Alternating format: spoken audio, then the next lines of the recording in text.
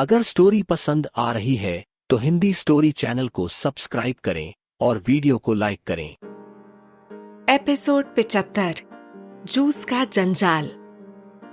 कबीर के आने की खबर सुनकर लैला सोच में थी कि वो आज कबीर को देखकर कैसे रिएक्ट करेगी और खुद कबीर का बर्ताव उसके लिए कैसा होगा।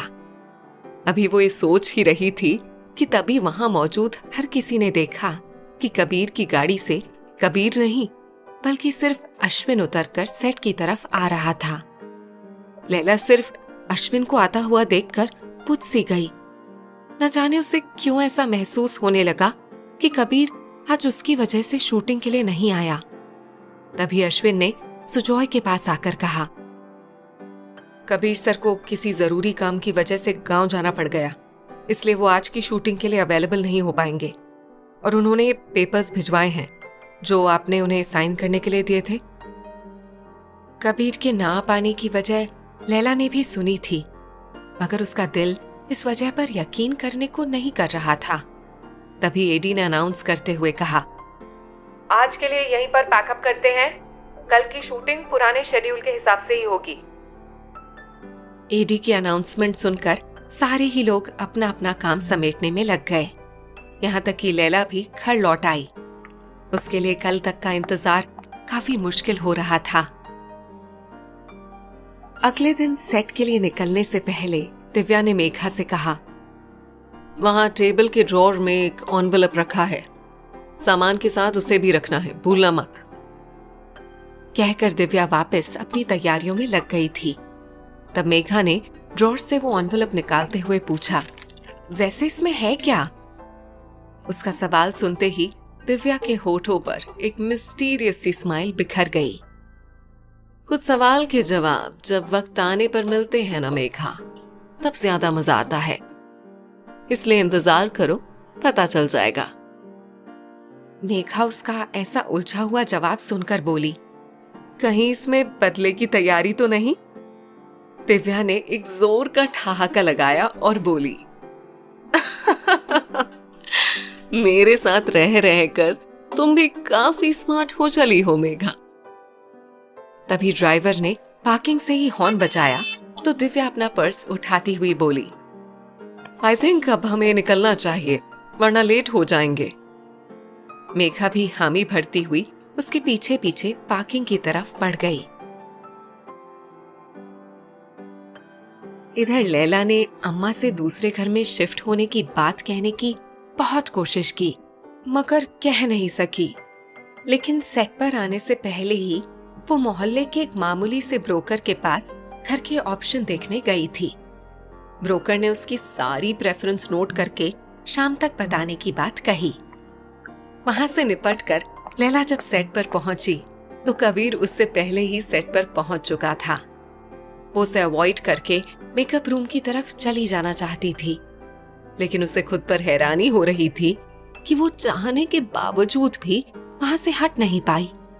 उसने कबीर को देखते हुए एक हल्की सी मुस्कुराहट के साथ हेलो कहा, जबकि कबीर ने उसके हेलो का एकदम सपाट लहजे में जवाब दिया और आंखों पर गॉगल्स डालता हुआ सुजॉय के केबिन की तरफ चला गया।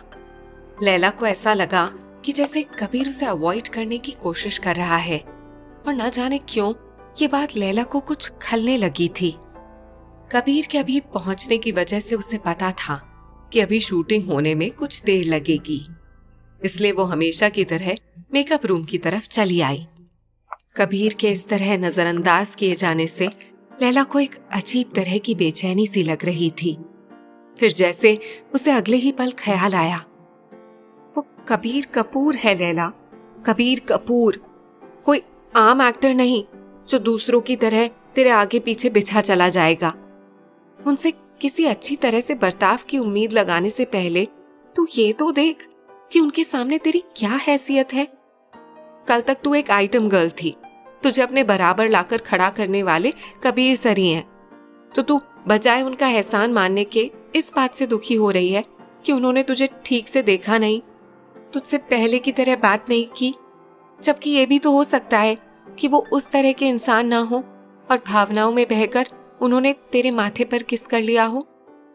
मन में आई हुई ये बात कड़वी तो बहुत थी, लेकिन लैला को इस बात में लॉजिक नजर आ रहा था। अनजाने ही उसकी आंखें भीगने चली थी।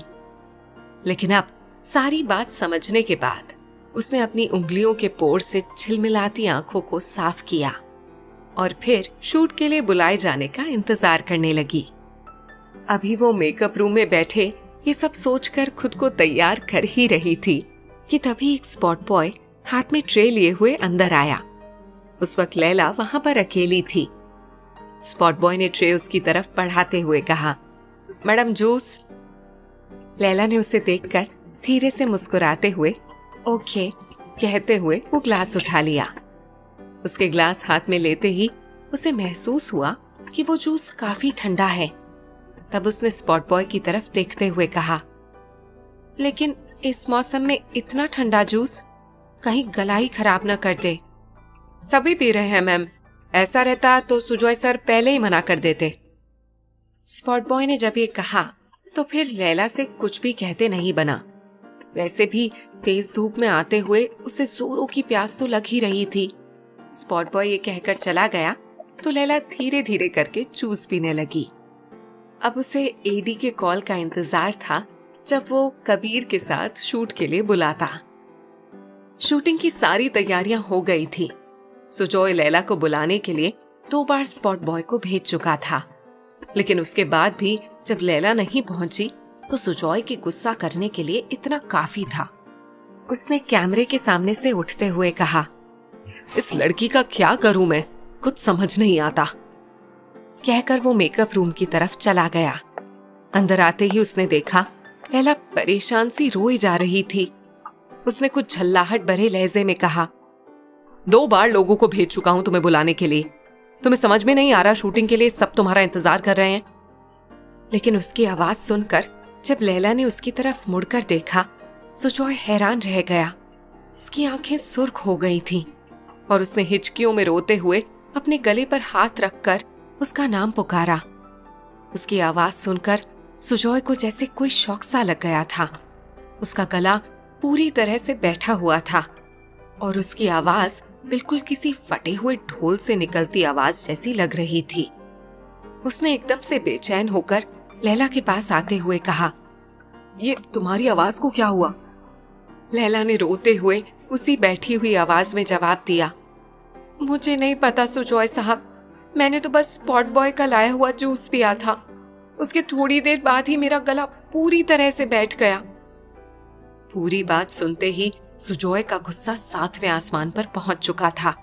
उसने अपने सर पर गुस्से में एक चपत लगाते हुए कहा, हे भगवान, ये सारा ड्रामा मेरी ही फिल्म की शूटिंग पर होना था। फिर उसने लैला के कंधे पर हाथ रखकर उसे झंझोड़ते हुए कहा, बच्ची हो क्या तुम? तुम्हें समझ में नहीं आता कि ठंडी ड्रिंक पीने से गला बैठ सकता है? अब तुम बताओ कि मैं क्या करूं?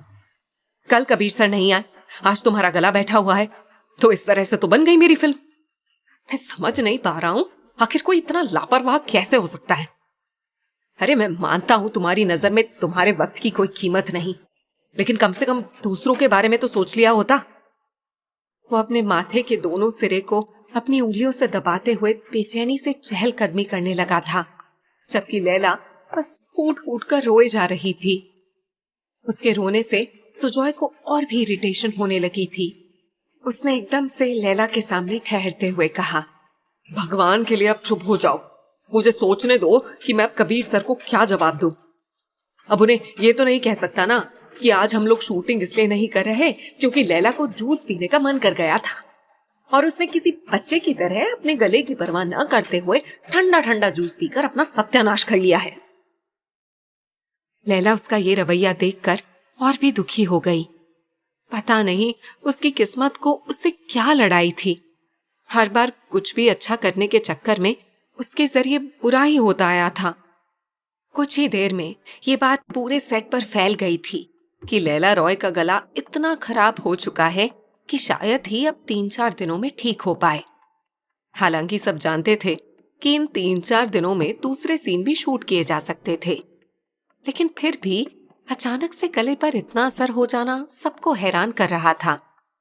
फैलते फैलते ये बात कबीर तक भी जा पहुंची थी सारी बहस से परे कबीर ने स्पॉट बॉय को बुलाया और कहा, तुमने जहां पर जूस ग्लास अगर स्टोरी पसंद आ रही है तो हिंदी स्टोरी चैनल को सब्सक्राइब करें और वीडियो को लाइक करें। में सर्व किया था, मुझे वहां ले चलो। इन सब हंगामे में सबसे ज्यादा डरा हुआ वो स्पॉट बॉय ही था। वो घबराता हुआ कबीर को लिए उस सेक्शन की तरफ आ गया जो किचन की और फूड आइटम्स के लिए स्टोर रूम की तरह इस्तेमाल होता था। कबीर ने एकदम बारीकी से वहां की हर एक चीज पर गौर करना शुरू कर दिया था। वो स्लैब से लेकर वहां पड़े कुछ डब्बों को भी उलट पलट कर देख रहा था। लगभग 15 मिनट तक हर एक चीज को अच्छे से ध्यान देने के बाद भी कबीर को कुछ नजर नहीं आया तो उसने गहरी सांस ली और वापस सेट की तरफ आने के लिए मुड़ने लगा। तभी उसकी नजर स्लैब के नीचे कोने में पड़ी एक चमकीली सी चीज पर पड़ी। उसने झुककर उस चीज को निकाला तो वो किसी मेडिसिन के लीफ का टुकड़ा था। जबकि उधर सुजॉय को समझ में नहीं आ रहा था कि उसे क्या करना चाहिए। काफी सोचने के बाद उसने तय किया कि आज भी वो दिव्या और कबीर के सोलो शॉट ही लेगा। उसने दिव्या को शूटिंग के लिए बुलवा भेजा तो वो अपनी वैनिटी से निकलकर आ गई। फिर उसने आते ही सुजॉय से कहा, रियली मुझे बहुत बुरा लगा सुजॉय कि उस लड़की की वजह से तुम्हारा पूरा शेड्यूल बिगड़ कर रह गया। अब भला बताओ, उसे इतना ठंडा जूस पीने की क्या जरूरत थी? थोड़ा तो सेंस ऑफ रिस्पॉन्सिबिलिटी होनी चाहिए ना।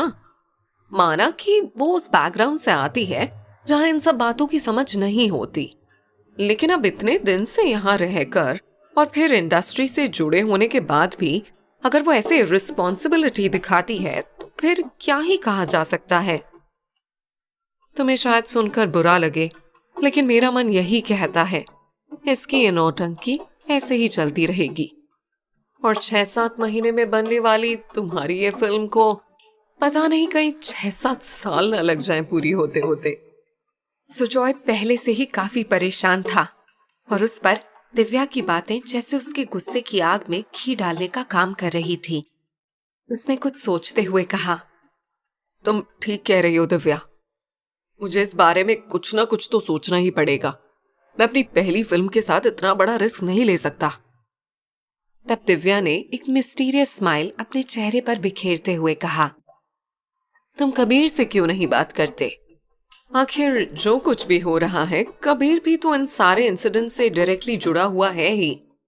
अगर लैला की वजह से इस फिल्म को कोई भी नुकसान होता है तो वो नुकसान कबीर के फिल्मी करियर पर भी तो एक धब्बा बनकर रह जाएगा। उसने दिव्या की बातों में हाँ में हाँ मिलाते हुए कहा, वाकई मुझे कबीर सर से बात करनी चाहिए। वैसे चलो अभी तुम्हारे शॉट्स ले लेते हैं। सुजॉय ने कहा तो दिव्या टचअप के बाद शूट के लिए चली आई। उधर मेकअप रूम में बैठी लैला अभी ड्रेस चेंज करके पर्स उठाए घर लौटने की तैयारी कर ही रही थी कि तभी कबीर ने मेकअप रूम में आते हुए कहा, कहाँ जा रही हो? कबीर को सामने देखकर लैला को खुद पर और भी रोना आ रहा था, लेकिन उसने खुद को संभालते हुए उसी रुंधे हुए गले और बैठी हुई आवाज के साथ कहा, I am really very sorry Kabir sir, मेरी वजह से आप सबको भी सफर करना पड़ रहा है, लेकिन मुझे अंदाजा नहीं था कि वो ठंडा जूस इतनी खराबी करेगा, वरना मैं उसे कभी हाथ भी नहीं लगाती। कहते हुए उसकी नजरें शर्मिंदगी से झुकी हुई थीं। कबीर ने महसूस किया कि लैला के गले से निकली आवाज वाकई में काफी भयानक लग रही थी। उसकी आवाज सुनकर कोई भी अंदाजा लगा सकता था कि उसे ठीक होने में कम से कम 3 से 4 दिन का टाइम तो लगेगा ही। कबीर ने उसकी बात सुनकर एक गहरी सांस ली और सामने रखा पानी का बोतल उसकी तरफ बढ़ाते हुए कहा, यहाँ बैठो, मुझे तुम्हारी प्रॉब्लम का सलूशन मिल गया है।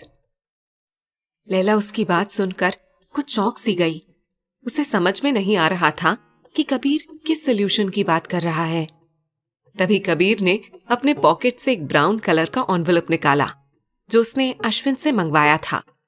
उसने उसमें से एक दवाई निकालकर अपनी हथेली पर रखी और लैला की तरफ बढ़ाते हुए कहा, ये लो, ये दवाई खा लो, इससे तुम्हारे गले की प्रॉब्लम कुछ ही देर में ठीक हो जाएगी। लैला कुछ कंफ्यूज सी उसकी हथेली से दवाई उठाते हुए बोली, लेकिन कोई भी दवा इतनी जल्दी असर कैसे कर सकती है? तो कबीर ने उसकी तरफ देखकर मुस्कुराते हुए कहा, अगर कोई एलर्जी किसी दवा की वजह से होती है और उसका एंटीडोट मिल जाता है तो वो मेडिकल प्रॉब्लम जल्द से जल्द ठीक भी हो जाया करती है। हालांकि लैला को इस बात पर यकीन नहीं था कि उसकी आवाज इतनी जल्दी ठीक हो जाएगी, लेकिन फिर भी उसने वो गोली खाते हुए कहा, मुझे नहीं पता कि इससे मेरी आवाज वापस इतनी जल्दी ठीक हो पाएगी या नहीं, लेकिन आपने जो कुछ भी किया उसके लिए आपका बहुत बहुत शुक्रिया कबीर सर। तब कबीर ने लैला के सामने से उठते हुए कहा, थोड़ी देर आराम कर लो, मैं उधर देखता हूं। कहकर वो वहां से निकल गया। उधर दिव्या का शूट पूरा हो गया तो कबीर सुजॉय के पास आकर बैठते हुए बोला, हाँ तो आगे का शेड्यूल क्या है?